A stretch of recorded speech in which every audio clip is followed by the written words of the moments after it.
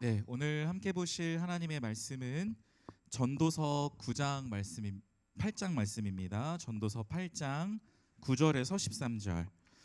구약 성경 전도서 8장 9절에서 13절 말씀. 네, 전도서 8장 9절에서 13절 말씀을 다 찾으신 줄 알고 저와 여러분이 한 절씩 교독하고 마지막 절은 함께 읽겠습니다. 내가 이 모든 것을 보고 해 아래에서 행하는 모든 일을 마음에 두고 살핀즉 사람이 사람을 주장하여 해롭게 하는 때가 있도다. 그런 후에 내가 본즉 악인들은 장사 지낸 바 되어 거룩한 곳을 떠나 그들이 그렇게 행한 성읍 안에서 잊어버린 바 되었으니 이것도 헛되도다. 악한 일에 관한 징벌이 속히 실행되지 아니하므로 인생들이 악을 행하는 데에 마음이 담대하도다. 죄인은 100번이나 악을 행하고도 장수하거니와 또한 내가 아노니 하나님을 경외하여 그를 경외하는 자들은 잘 될 것이요 함께 읽습니다. 악인은 잘 되지 못하며 장수하지 못하고 그날이 그림자와 같으리니 이는 하나님을 경외하지 아니함이로라. 아멘. 여러분, 날이 무덥습니다. 오, 네, 그래요. 무더운 더위를 뚫고 군인이 또 휴가를 나와서 너무 환영합니다. 요즘에는 제가 정말 주중에 새벽 기도를 나갈 때도 그 햇빛이 없는 순간에도 땀이 주르륵 막 흐르더라고요. 그래서 이제 점점 여름이 뜨거워지고 있는데 우리 귀한 빌더스 지체들, 오늘도 이 더위를 뚫고 예배 자리에 나와오신 여러분 진짜 환영하고 정말 축복합니다. 일단 이 소식을 전하지 않을 수가 없는데요. 지난 금요일에 우리 찬양 페스티벌에서 드림과 미드바르 그리고 어센드가 정성껏 준비한 찬양을 하나님께 올려드렸습니다. 제가 회중석 뒤쪽에서 이렇게 이들의 찬양을 함께 하는데 정말 우리 세 팀이 찬양하는 동안 이 충현의 그 전 세대, 진짜 어르신들부터 우리 청년에 이르기까지 전 세대가 하나의 회중으로 좀 어우러지고 있다, 이런 느낌을 좀 받았고요. 앞으로도 우리 여러분 뭐 찬양의 은사뿐만 아니라 하나님이 저와 여러분에게 주신 이 달란트를 멋지게 발휘하시면서 하나님을 향한 멋진 예배자들로 이 땅을 계속 살아가시기를 정말 축복합니다. 그리고 중요한 광고 하나 드릴 텐데, 빌더스 여름 수련회 이제 성큼성큼 다가오고 있습니다. 여러분 언제냐면요, 8월 6일에서 9일 3박 4일이고 조금 늦은 출발, 가서 이제 늦은 저녁 먹는 거니까 2박 3일 같은 3박 4일 뭐 이런 느낌입니다. 늘 말씀드리지만 여러분, 수련회는 무조건 좋습니다. 우리 새가족분들 수련회 정말 좋으니까요, 부담 없이 편안하게 오시면 됩니다. 그래서 여러분, 일정을 이렇게 미리 알려드리는 이유는 일정을 조정하셔서 꼭 좀 착오 없이 한 분이라도 빠지지 않고 좀 함께 참여해 주시면 좋겠다, 이런 마음이고요. 한 가지 여러분, 우리 형제님들께 좀 양해를 한 가지를 구하자면, 미리 말씀을 드리자면, 하나님께서 우리 빌더스의 방학 기간에 또 많은 지체들을 보내주고 계셔서 아무래도 우리 형제님들의 사랑관 사용이 불가피하게 되었습니다. 그래서 예상컨대 본당과 거리가 멀어서 아마 좀 불편함이 있을 것 같고요. 우리 형제들이 좀 너른 마음으로 양해를 해주시면 감사하겠어요. 우리 교사회하고 학생회 측에서 지난 봄 수련회를 좀 경험을 하면서 우리 형제들이 좀 어떤 게 불편한가, 그래서 그 불편을 좀 최소화할 수 있는 방안을 고민을 하고 있습니다. 몇 가지 그래서 좀 방안을 준비를 했는데, 일단 사랑관에 에스더 다니엘에서는 경험할 수 없는 풍성한 간식을 꼭 넣어드리겠습니다. 그리고 두 번째는 좀 정기적인 셔틀을 제공을 할게요. 그래서 특히 어두울 때는 너무 힘드니까 오가는데 여러분이 좀 편하게 다닐 수 있도록 셔틀을 제공을 한다든지, 또 학생이랑 이야기하기로는 타임테이블을 좀 형제들의 동선이 좀 배려가 된 그런 타임테이블 구성을 해서 프로그램을 그렇게 마련을 해보고자 노력을 하려고 합니다. 아무쪼록 여러분 좀 불편은 최소화하고 은혜와 사랑은 더 풍성해질 수 있도록 우리 교사회와 학생회가 함께 노력하도록 하겠습니다. 자, 그런 의미에서 우리 여러분 좌우양 옆에 이렇게 한번 인사를 나눠보면 좋을 것 같아요. 우리 간절하고 좀 그윽한 눈빛으로 서로를 좀 바라보시면서 애절해야 됩니다. 눈빛이. 여름 수련회에서 꼭 만나자 인사하겠습니다.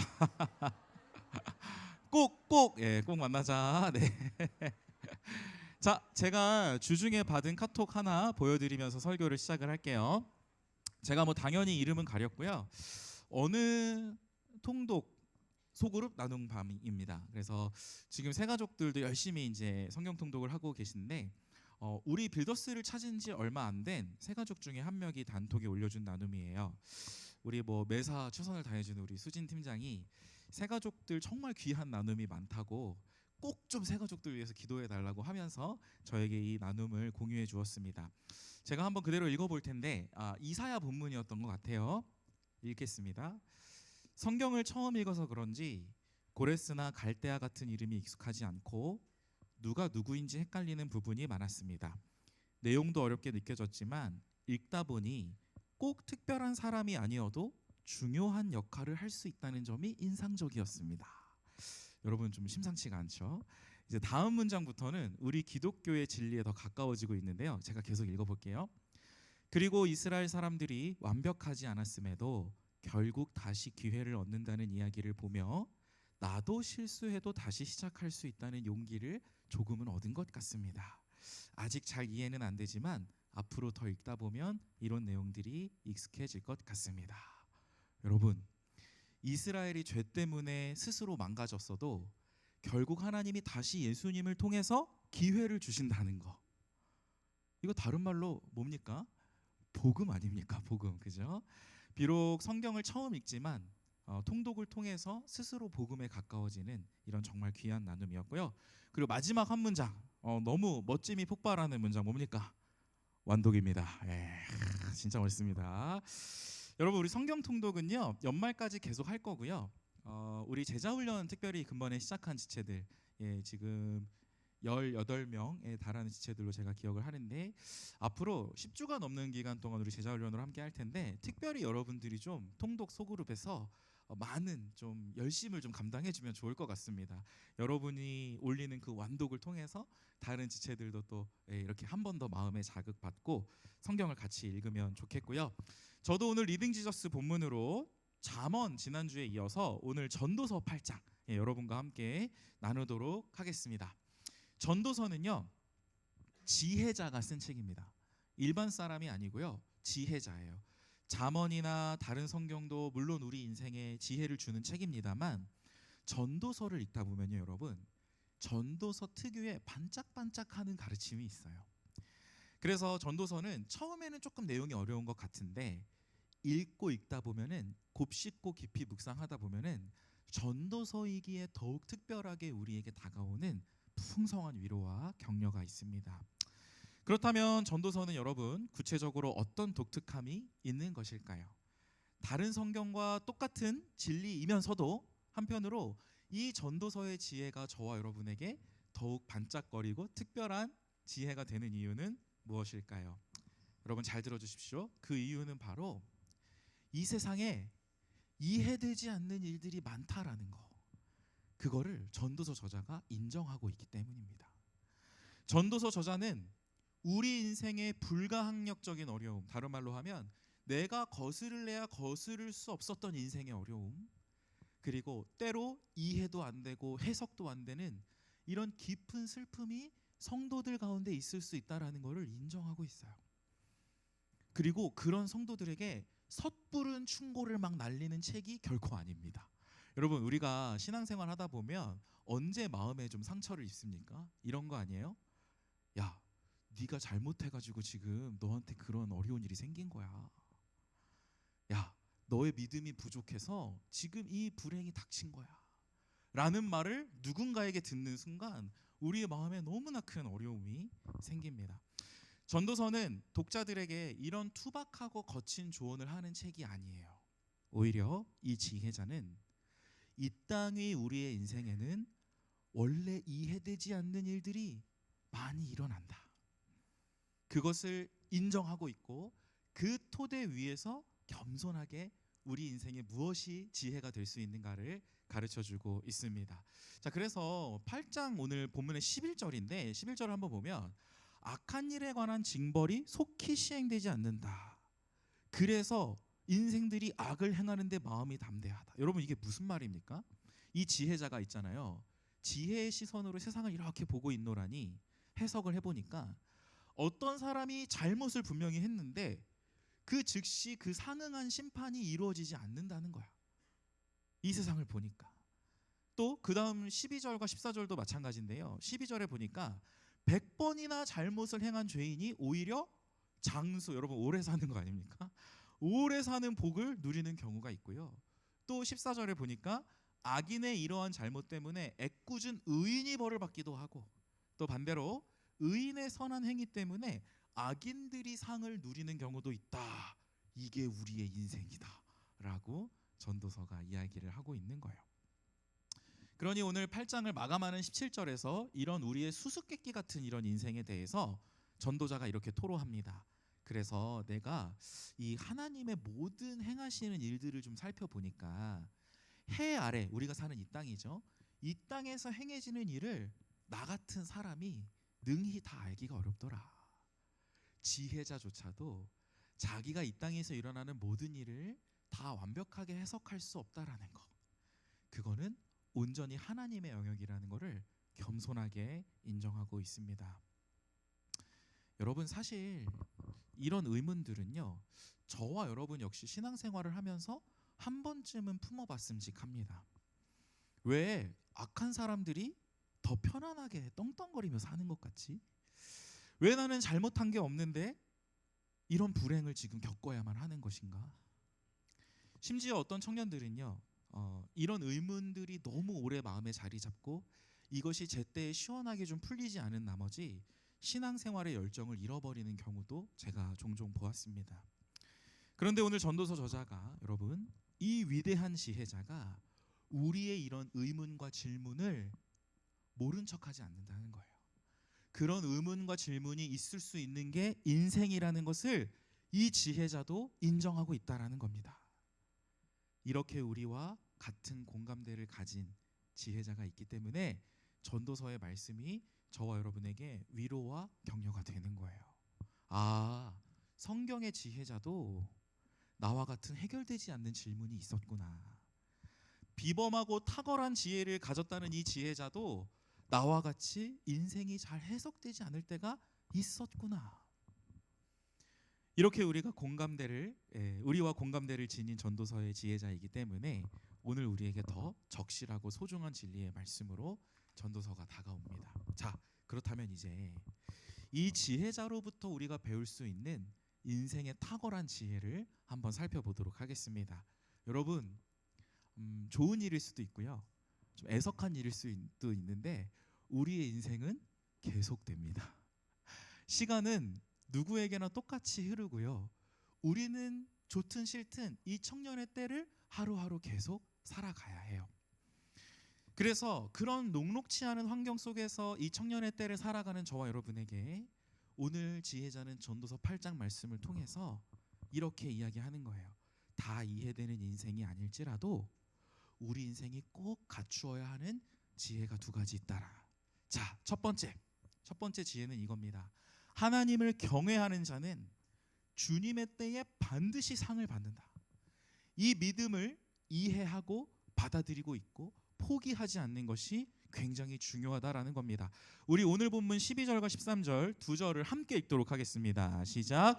죄인은 100번이나 악을 행하고도 장수하거니와 또한 내가 아노니 하나님을 경외하여 그를 경외하는 자들은 잘 될 것이요, 하나님은 잘 되지 못하며 장수하지 못하고 그날이 그림자와 같으리니 이는 하나님을 경외하지 아니함이니라. 제가 중간에 포인트를 넣느라고 이렇게 했는데 그 신영이가 악인을 하나님으로 읽었어. 네, 어쨌든 그죠? 포인트는 이거죠. 여러분, 12절 중간에 또한이라는 접속사 보이나요? 또한? 보이세요, 여러분? 예, 이 또한은요, 히브리어의 단어의 그 쓰임새상 그러나로도 번역이 가능합니다. 그러나라고 번역을 하면은 오늘 전도서의 이 지혜자가 말씀하는 바가 더 훨씬 와닿아요. 뭡니까? 죄인이 장수의 복을 누리는 부조리한 세상 같지만 그러나 내가 아노니 하나님을 경외하는 자들은 다 잘 될 것이다. 여러분, 아멘 하셔야 돼요. 하나님을 경외하는 자들은 잘 될 것이다. 아멘. 여러분, 하나님 경외하면 잘 돼요. 문제는 뭐냐면 우리가 그때를 알지 못한다는 것 때문에 거기에 어려움이 있는 거죠. 사실 오늘 8장 전반부는 특별히 이제 우리가 보진 않았습니다만 5절부터 8절까지는 뭐라고 얘기하냐면 사람은 결코 하나님의 때를 알 수 없다라고 해요. 엄연한 사실입니다. 여러분, 뭐 당장 한 달 뒤 아니면 뭐 내일 일조차도 사실은 알 수 없는 게 우리 인생이잖아요. 지난주에 제가 여러분 앞에 그 닥터 스트레인지에 대한 이야기를 잠깐 했던 기억이 나는데 우리가 마치 그 영웅처럼 미래에 일어날 뭐 만 가지 일, 수만 가지의 일을 미리 보고 그 중에 베스트 인생의 경로를 딱 선택해서 갈 수 있다면야 그러면 인생이 너무 뭐 걱정할 게 없겠죠. 그러나 그건 영화고 우리가 지금 살아가는 이 현실은 피조물된 저와 여러분의 인생은 그렇지가 않다라는 거예요. 그래서 여러분 우리에게 어떤 지혜가 필요합니까? 나의 한계를 인정하고 하나님의 때가 올 때까지 기다리면서 인내하는 것, 이것이 지혜로운 인생을 사는 비결입니다. 사랑하는 여러분, 하나님을 경외하는 저와 여러분의 인생은요, 이게 중요해요. 나의 시간표가 아니고 하나님의 주님의 시간표 안에서 반드시 잘 될 거예요. 반드시 축복을 받을 것입니다. 이런 믿음이 저와 여러분에게 있어야 하겠어요. 그래서 여러분 혹시 이 자리에 지금 우리 가운데 인생의 큰 고통 가운데 있는 청년들이 있다면, 그리고 어떻게 이 고통을 벗어나야 하는지 몸부림치고 잘 모르는 가운데 있다면 여러분 이 믿음으로 우리가 좀 기도하길 원합니다. 주님, 주님의 때를 기다리는 믿음을 주옵소서. 주님, 제 형편이 녹록치 않을지라도 불평 불만은 거두어 주시고 하나님을 경외하며 인내하는 지혜를 나에게 허락하여 주옵소서. 이렇게 진리를 품고 저와 여러분이 기도하면요, 그 기도는 하나님이 반드시 응답해 주실 것입니다. 자, 전도서의 지혜자에게 배우는 그 두 번째 지혜, 두 번째로 우리에게 필요한 지혜는, 저는 이 대목을 볼 때마다 너무 마음의 위로가 돼요. 오늘 주어진 작은 즐거움을 적극적으로 누리라는 겁니다. 우리 전도서 8장 15절 한 절의 말씀 함께 읽겠습니다. 시작. 이에 내가 희락을 찬양하노니 이는 사람이 먹고 마시고 즐거워하는 것보다 더 나은 것이 해 아래에는 없음이라. 하나님이 사람을 해 아래에서 살게 하신 날 동안 수고하는 일 중에 그러한 일이 그와 함께 있을 것이니라. 아멘. 네, 아멘. 제가 어제 하반기 리더 수련회를 마치고 잠시 저녁을 먹으러 이제 집에 갔습니다. 얼른 밥 먹고 한 30분이라도 좀 등을 이렇게 소파에 기댔다가 이제 주일 준비를 하러 나와야 되겠다, 이제 이런 생각에 집에 귀가를 했어요. 그래서 이제 잠시 방에 이제 좀 이렇게 옷을 좀 환복을 하고 좀 기대고 5분 정도 쉬었을까요? 갑자기 제 아내의 비명 소리가 들립니다.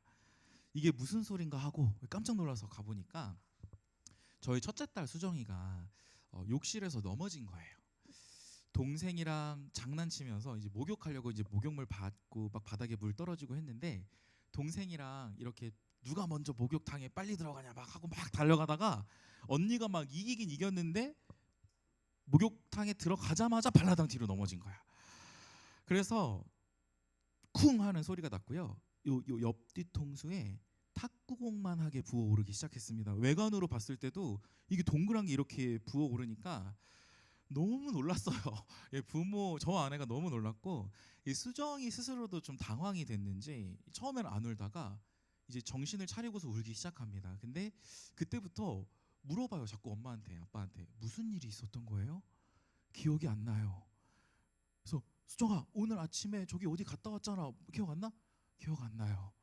너 몇 학년 몇 반이야? 2학년 2반. 아, 다행이다. 아, 그거는 기억이 나는구나. 그러니까 너무 충격받아서 오늘의 일이 기억이 안 나는구나 싶어서 어쨌든 좀 걱정이 돼서 119에 이제 바로 전화를 합니다. 하고 병원을 막 이제 세브란스 병원에, 이제 교사분들 앞에서 뭐 인생을 논하기 좀 그렇지만 인생을 살아보니 병원이 가까이 있다는 게 이렇게 큰 위로가 되는구나 그런 생각을 했습니다. 어쨌든 이제 그 병원을 가서 응급실에서 이제 검사를 하고 CT를 찍어봤더니 다행히 뇌에는 이상이 없었고, 그래서 이제 조금 2주 동안 좀 안정을 취하면은 이게 피가 뭉친 거라 이제 금방 또 들어가게 된다고 하더라고요. 그래서 다행히 수정이가 이제 다시 집에 들어와서 푹 잠든 모습을 보고 교회로 복귀했습니다. 여러분, 제가 직업이 목사잖아요. 그래서 나름대로 여러분보다는 조금 더 말씀을 오래 배우고 연구하고, 또 그래서 지금 이 자리도 하나님의 뜻을 뭔가 깊이 있게 공부해서 여러분에게 전하고자 이 자리에 지금 서 있는 거잖아요, 제가. 근데 하지만 여러분 중에 혹시 누군가가 저에게 목사님은 하나님 뜻을 속속들이 다 아세요? 라고 물어본다면 저는 솔직하게 아니라고 대답을 할 것 같아요. 목사인 저도 이해할 수 없는 세상에 일어나는 일들이 많이 있습니다. 물론 대부분의 우리 인생의 문제들은 자기중심성 때문에 비롯되는 거예요. 죄 때문에 그런 상처를 받고 스스로 우리가 심판을 받는 거지만, 그것만으로 해석할 수 없는 여러 가지 질문들이 우리 인생에 있을 수 있어요. 왜 하나님께서 주일을 준비하는 그 바쁜 시간, 목사의 시간을 하나님이 배려해 주시지 않으시고 딸을 목욕탕에서 넘어지게 하셨을까? 참 가까이 사랑하며 교제했던 우리 배진현 목사님, 6살 그 아들은 아직 죽음이라는 거에 대해서 이해도 하지 못하는데 하나님께서 왜 우리 목사님을 일찍 데려가셔야만 했을까? 어제 집안의 모든 소동이 이제 마무리가 되고 제가 이제 사무실에 앉았잖아요. 이제 다시 복귀해서 딱 컴퓨터 앞에 앉았는데, 그때 또 우리 청년부 지체 중에 한 명의 다급한 연락을 받았습니다. 이유인즉슨 자기가 컨트롤할 수 없는 인생의 어려움이 찾아와서 당분간은 좀 치료에 집중하고자 부득이 함께하지 못한다는 소식이었어요. 제가 먼저 이렇게 이야기해 준 거 너무 고마웠고, 또 전화상으로라도 함께 기도할 수 있어서 좋았는데, 이런 소식을 들으면 우리의 마음에, 저도 목사인 저도 이런 질문이 솟아올라요. 하나님, 주일 예배까지 자유롭게 드리지 못할 정도로 어려움이 찾아왔는데 이런 어려움 당하지 않도록 하나님 좀 지켜주실 수는 없으셨나요? 여러분, 오늘 본문으로 다시 돌아와서 15절의 시작을 보십시오. 이해하고 시작합니다. 이처럼 우리 인생이 수수께끼 같기에, 때로는 다 이해가 되지 않기에 이해. 그리고 전도자가 무엇을 강조합니까? 내가 희락을 찬양하노니 이는 사람이 먹고 마시고 즐거워하는 것보다 더 나은 것이 해 아래에는 없음이라. 여러분, 희락은 다른 말로 하면 기쁨이거든요. 즐거움 같은 거잖아요.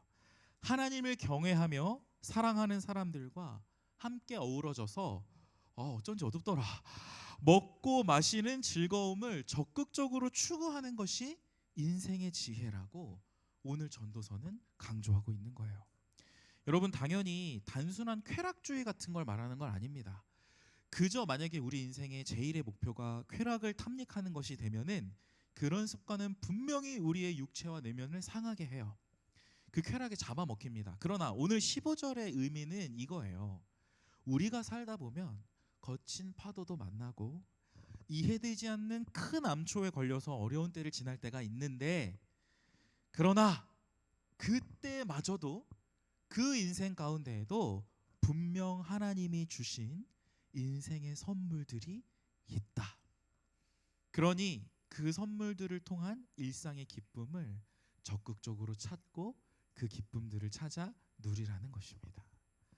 오늘 전도서 저자가 이걸 얼마나 중요하게 생각을 했는지 여러분, 오늘 8장뿐만 아니라 다음 장 9장에서도 이런 비슷한 권면을 합니다. 9장 7절과 9절을 우리 신하 형제님 한번 읽어주시면 감사하겠습니다. 너는 가서 기쁨으로 내 음식물을 먹고 즐거운 마음으로 내 포도주를 마실지어다. 이는 하나님이 내가 하는 일들을 벌써 기쁘게 받으셨음이니라. 내 헛된 평생의 모든 날, 곧 하나님이 해 아래에서 내게 주신 모든 헛된 날에 내가 사랑하는 아내와 함께 즐겁게 살지어다. 그것이 내가 평생의 해 아래에서 수고하고 얻은 내 몫이니라. 아멘. 전도서가 이야기하는 우리 인생의 지혜는 무엇이냐면, 인생의 기쁨을 주는 요소들이 생각해보면 가까이 있다라는 거예요. 가족이 둘러앉아서 소박하게 밥을 함께하는 그 시간, 그 시간은 어떻게 생각해 보면 이 세상에서 가장 안전한 성찬의 자리일 것 같아요. 또 나를 존재 자체로 믿어주고 사랑해주는 부모님이나 주변 사람들의 미소, 또 친구나 동역자들이 같이 보내준 한 줄의 격려 메시지. 어제 저희 가정에 어려움이 닥쳤는데 우리 교사회에서 긴급하게 같이 기도해 주시고 위로해 주셔서 정말 큰 기쁨과 힘이 되었습니다. 여러분도 마찬가지죠. 이렇게 더위를 뚫고 예배를 사모하면서 모이기에 힘쓰는 공동체가 나에게, 이 청년 공동체가 있다라는 거.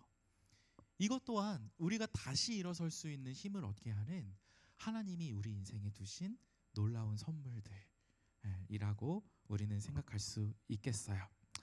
자, 이제 정리를 한번 해보면요. 자, 잘 생각해보면 오늘 전도서가 우리에게 알려주는 지혜 두 가지가 있었는데 이 두 가지는 서로 조화를 이룹니다. 첫 번째, 하나님의 때를 기다리며 주님을 경외하는 거가 첫 번째 지혜였고, 두 번째는 오늘 주어진 하나님의 선물 안에서 그 기쁨을 누리는 거. 이 두 가지는 둘 다 소홀히 여기면 안 되는 참 중요한 진리예요. 자, 보세요. 하나님의 때를 소망함 없이 그저 하루의 즐거움만 추구하며 살아간다면 그러면 우리 인생은 금방 허무에 빠져들게 될 것입니다. 또 한편으로 오늘의 기쁨을 그냥 깡그리 무시한 채 소소한 즐거움을 추구하지 않은 채 미래의 그때만 계속 기약하고 쳐다보고 있다면 그 기다림은 정말 진이 빠지고 너무나 낙심하게 되는 그런 인생의 귀결을 맞을 가능성이 높습니다. 오늘의 지혜 이 두 가지를 균형 있게 갖추어야 우리가 온전한 믿음의 여정을 걸을 수 있는 거예요. 여러분, 우리 눈앞의 현실이 이해되지 않더라도 여러분 꼭 믿으십시오. 그 너머에는 하나님의 때가 반드시 있습니다. 때로 우리 인생의 수수께끼를 우리 스스로 당장 다 풀지 못해도 괜찮아요. 오히려 여러분 무엇이 중요하냐? 모든 우리의 인생의 이 상황들을 하나님께 다 맡겨드리고 오늘 그 하나님이 허락하신 선물들을 이 삶의 자리에서 누리려고 노력할 때 그때 그런 사람만이 누릴 수 있는 주님이 주시는 평안이 있습니다. 그런 겸손한 평안은요, 어려운 현실을 이기는 요긴한 능력이 되어줄 거예요. 이 지혜를 발휘하면서 주님이 주신 청년의 때에 어떤 어려움이 있더라도 그 가운데 가장 아름다운 열매 많이 맺으시는 저와 여러분의 삶이 되기를 축복합니다. 말씀을 마무리하겠습니다.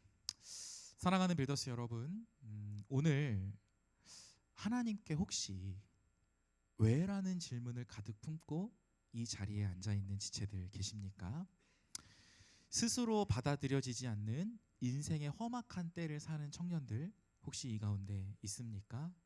그렇다면 여러분, 우리가 오늘 이 전도서 지혜의 목소리에 더욱 귀 기울일 수 있기를 원합니다.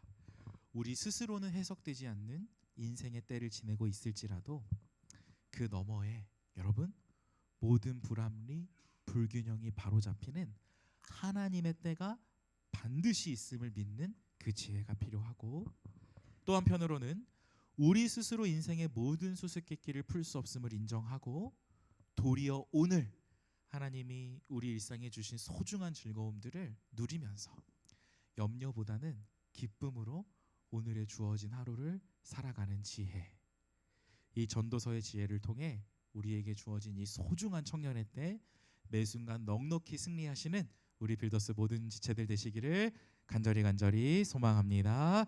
우리 함께 찬양하겠습니다. 주가 보이신 생명의 길이라는 찬양인데요, 그 가사를 생각을 해보면 주님, 우리의 인생을 통해 걷게 하신 주님의 길이 있는데 때로는 우리의 마음이 상하고 어려움이 있습니다.